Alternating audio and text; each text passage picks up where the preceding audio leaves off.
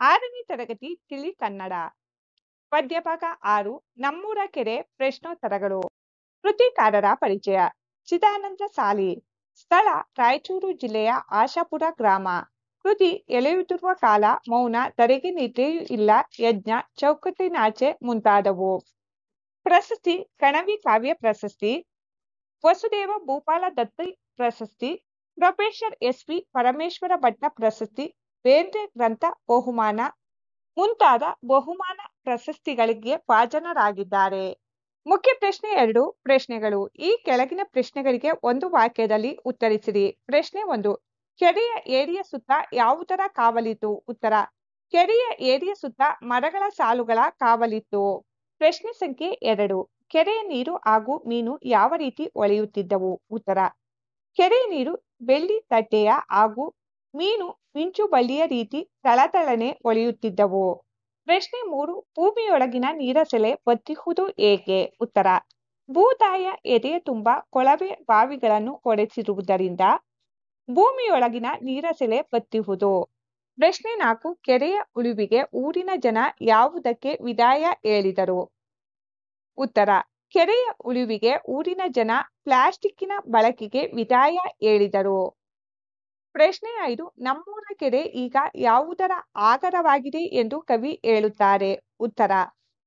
ನಮ್ಮೂರ ಕೆರೆ ಈಗ ಜಲನಿಧಿಯ ಆಗರವಾಗಿದೆ ಎಂದು ಕವಿ ಹೇಳುತ್ತಾರೆ.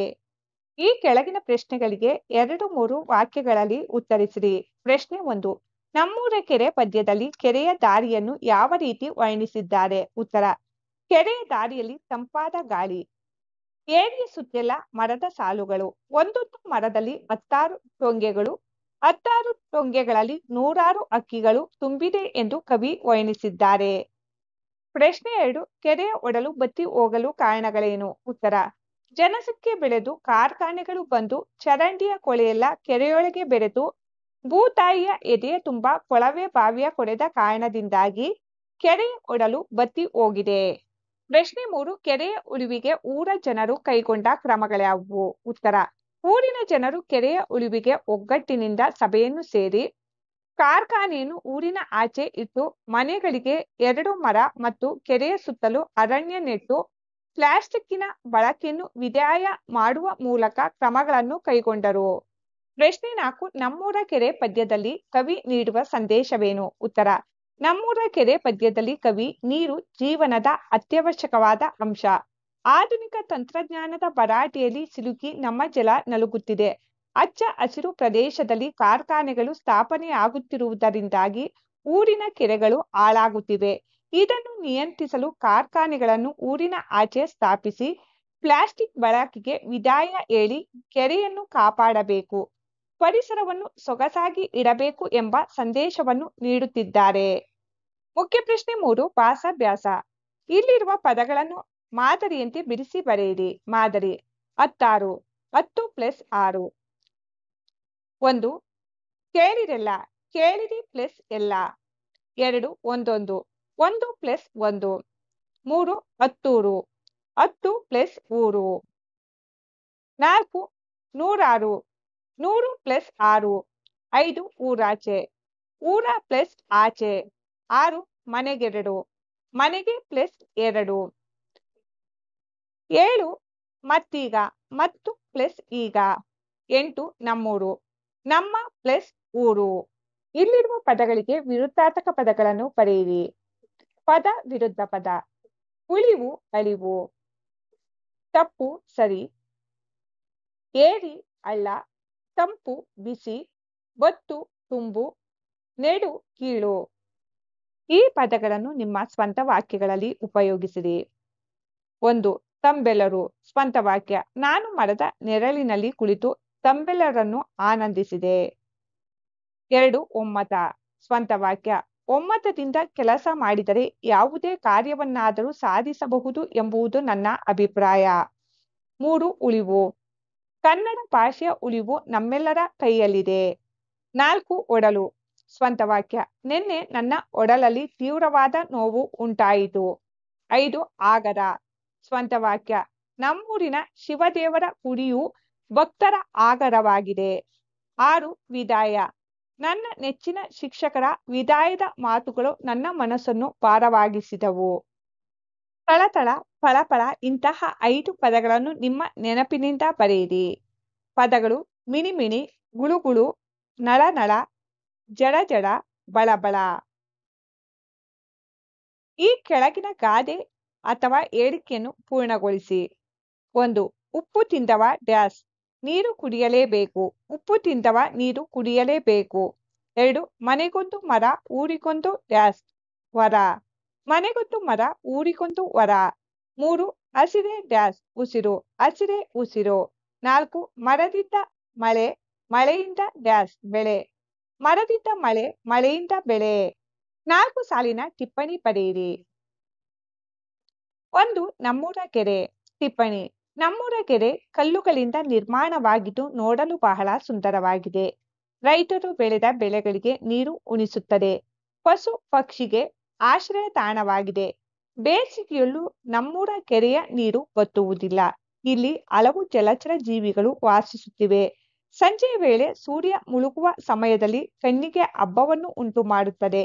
ಇಂತಹ ಕೆರೆ ಇರುವುದರಿಂದ ನಮಗೆ ಬಹಳ ಹೆಮ್ಮೆ ಇದೆ.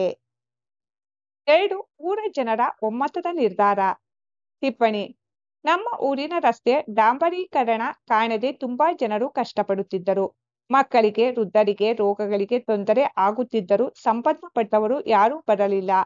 ಆಗ ಊರಿನ ಜನರೆಲ್ಲ ಸೇರಿ ಒಂದು ಒಮ್ಮತದ ನಿರ್ಧಾರ ಮಾಡಿ ಹಣವನ್ನು ಸಂಗ್ರಹಿಸಿ ಊರಿಗೆ ಯೋಗ್ಯವಾದ ರಸ್ತೆ ನಿರ್ಮಿಸಿ ಎಲ್ಲರಿಗೂ ಉಪಕಾರ ಮಾಡಿದರು. ಇಲ್ಲಿ ಕೆಲವು ಏಕವಚನ ವಾಕ್ಯಗಳನ್ನು ಕೊಟ್ಟಿದೆ, ಅವುಗಳನ್ನು ಬಹುವಚನದಲ್ಲಿ ಉಪಯೋಗಿಸಿರಿ. ವಾಕ್ಯ: ಶಿಲ್ಪಾಳ ಹತ್ತಿರ ಪುಸ್ತಕ ಇಲ್ಲ. ಬಹುವಚನ ವಾಕ್ಯ: ಶಿಲ್ಪಾಳ ಹತ್ತಿರ ಪುಸ್ತಕಗಳು ಇಲ್ಲ. 2. ನಮ್ಮೂರಲ್ಲಿ ಗಂಧದ ಗಿಡ ಇದೆ. ಬಹುವಚನ ವಾಕ್ಯ: ನಮ್ಮೂರಲ್ಲಿ ಗಂಧದ ಗಿಡಗಳು ಇವೆ. 3. ಅವನು ಬಹಳ ಜಾಣನು. ಬಹುವಚನ ವಾಕ್ಯ: ಅವರು ಬಹಳ ಜಾಣರು. 4. ಕೆರೆಯನ್ನು ರಕ್ಷಿಸಿರಿ. ಬಹುವಚನ ವಾಕ್ಯ: ಕೆರೆಗಳನ್ನು ರಕ್ಷಿಸಿರಿ. ಇಲ್ಲಿ ಕೆಲವು ಬಹುವಚನ ವಾಕ್ಯಗಳನ್ನು ಕೊಟ್ಟಿದೆ, ಅವುಗಳನ್ನು ಏಕವಚನದಲ್ಲಿ ಉಪಯೋಗಿಸಿರಿ. 1. ನಾವು ಚಿಕ್ಕಮಗಳೂರಿಗೆ ಹೋಗುತ್ತೇವೆ. ಏಕವಚನ ವಾಕ್ಯ: ನಾನು ಚಿಕ್ಕಮಗಳೂರಿಗೆ ಹೋಗುತ್ತೇನೆ. 2. ಪುಟ್ಟಿಯಲ್ಲಿ ಹಣ್ಣುಗಳು ಇವೆ. ಏಕವಚನ ವಾಕ್ಯ: ಪುಟ್ಟಿಯಲ್ಲಿ ಹಣ್ಣು ಇದೆ. 3. ಸ್ಪರ್ಧೆಯಲ್ಲಿ ಶಾಲೆಗೆ ಬಹುಮಾನಗಳು ದೊರೆತವು. ಏಕವಚನ ವಾಕ್ಯ: ಸ್ಪರ್ಧೆಯಲ್ಲಿ ಶಾಲೆಗೆ ಬಹುಮಾನ ದೊರೆಯಿತು. 4. ಶಾಲೆಯ ಆವರಣದಲ್ಲಿ ಗಿಡಗಳನ್ನು ನೆಟ್ಟೆವು. ಏಕವಚನ ವಾಕ್ಯ: ಶಾಲೆಯ ಆವರಣದಲ್ಲಿ ಗಿಡ ನೆಟ್ಟೆನು. 2 ಲಿಂಗಗಳು. ಮಕ್ಕಳೇ, ಕನ್ನಡದಲ್ಲಿ 3 ಲಿಂಗಗಳಿವೆ ಎಂಬುದನ್ನು ನೆನಪಿಡಿ. ಅವುಗಳೆಂದರೆ: 1. ಪುಲ್ಲಿಂಗ, 2. ಸ್ತ್ರೀಲಿಂಗ, 3. ನಪುಂಸಕಲಿಂಗ. ಯಾವ ಶಬ್ದ ಗಂಡು ಎನ್ನುವ ಅರ್ಥ ನೀಡುತ್ತದೋ ಅದು ಪುಲ್ಲಿಂಗ ಎಂದು ತಿಳಿಯಿರಿ. ಯಾವ ಶಬ್ದ ಹೆಣ್ಣು ಎನ್ನುವ ಅರ್ಥ ನೀಡುತ್ತದೋ ಅದು ಸ್ತ್ರೀಲಿಂಗ ಎಂದು ತಿಳಿಯಿರಿ. ಯಾವ ಶಬ್ದ ಗಂಡು ಅಲ್ಲ, ಹೆಣ್ಣು ಅಲ್ಲ ಎನ್ನುವ ಅರ್ಥ ನೀಡಿದರೆ ಅದು ನಪುಂಸಕಲಿಂಗ ಎಂದು ತಿಳಿಯಿರಿ. ಮಕ್ಕಳೇ, ಇಲ್ಲಿರುವ ಪದಗಳು ಯಾವ ಲಿಂಗದಲ್ಲಿವೆ ಎಂದು ಗುರುತಿಸಿರಿ. ಅವನು ಪುಲ್ಲಿಂಗ. ಹುಡುಗ ಪುಲ್ಲಿಂಗ. ಗಣೇಶ ಪುಲ್ಲಿಂಗ. ರಾಜ ಪುಲ್ಲಿಂಗ. ಶಿಕ್ಷಕಿ ಸ್ತ್ರೀಲಿಂಗ. ಕಲ್ಲು ನಪುಂಸಕಲಿಂಗ. ಪುಸ್ತಕ ನಪುಂಸಕಲಿಂಗ. ಶಾಲೆ ನಪುಂಸಕಲಿಂಗ. ಇವಳು ಸ್ತ್ರೀಲಿಂಗ. ನಾಯಿ ನಪುಂಸಕಲಿಂಗ. ಅಭ್ಯಾಸ. ಮುಖ್ಯ ಪ್ರಶ್ನೆ 1. ಪದಗಳ ಅರ್ಥ. ಆಗರ: ಕಣಜ, ಒಡಲು, ದೇಹ, ಶರೀರ ಅಥವಾ ಹೊಟ್ಟೆ. ಕಾವಲು: ಹುಲ್ಲುಗಾವಲು, ದನ ಕರುಗಳನ್ನು ಮೇಯಿಸಲು ಮೀಸಲಾಗಿರುವ ಸ್ಥಳ. ಹೇರಿ: ಎತ್ತರವಾದ ಕಟ್ಟೆ. ಒಮ್ಮತ: ಎಲ್ಲರ ಅಭಿಪ್ರಾಯ ಒಂದೇ ಆಗಿರುವುದು. ಕೊಳೆ: ಹೊಲಸು. ಗಟಾರ: ಚರಂಡಿ. ತಂಬೆರಳು: ತಂಪಾದ ಗಾಳಿ. ಪೈರು: ಬೆಳೆ. ಬನ: ವನ. ಸೆಲೆ: ನೀರು ಒಸರುವ ಜಾಗ. ಜಲನಿಧಿ: ಸಮುದ್ರ ಅಥವಾ ಸಾಗರ. ದನಗಾಯಿ: ದನಗಳನ್ನು ಕಾಯುವವನು. ಬತ್ತು: ಒಣಗು. ವಿದಾಯ: ಬೀಳ್ಕೊಡುಗೆ. ಉಪ್ಪು ತಿಂದವ ನೀರು ಕುಡಿಯಲೇಬೇಕು. ಅರ್ಥ: ಇದೊಂದು ಗಾದೆ ಮಾತು. ಇದರ ಅರ್ಥ: ತಪ್ಪು ಮಾಡಿದವ ಶಿಕ್ಷೆ ಅನುಭವಿಸಲೇಬೇಕು.